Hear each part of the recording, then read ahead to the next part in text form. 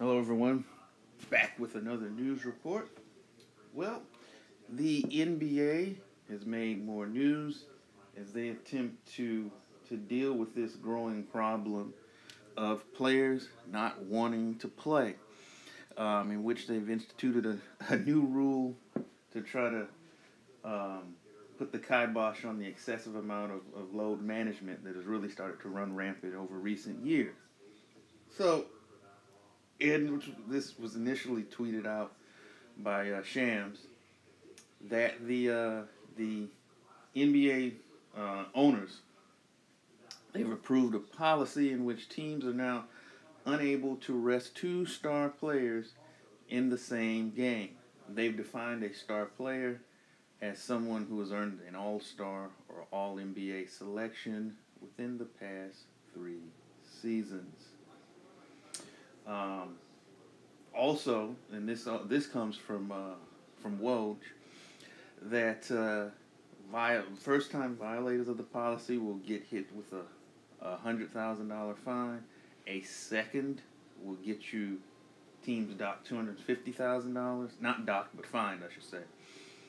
And each subsequent violation will quote $1 million more than the previous penalty. So it's punitive. And I'm just going to say this as a wrap up. The NBA has a problem. And it's actually quite sad that they've actually had to legislate within their rules to make players to mandate them to live out their contractual obligations. Load management, like I said, it's gotten really, really bad in recent years.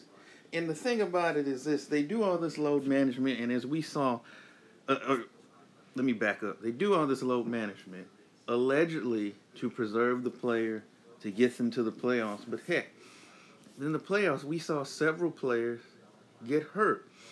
I mean, look at Kawhi a couple years ago. Load managed through the season. When do you get hurt? In the playoffs.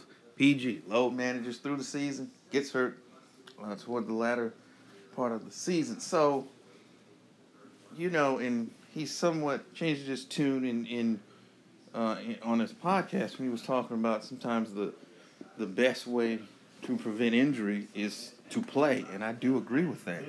I said no to both. It's funny how they love to take shots at these players of the past, but it's ironic that in inferior equipment, without all of the training and the technology of today, they played more games for less money and seem to get hurt less often.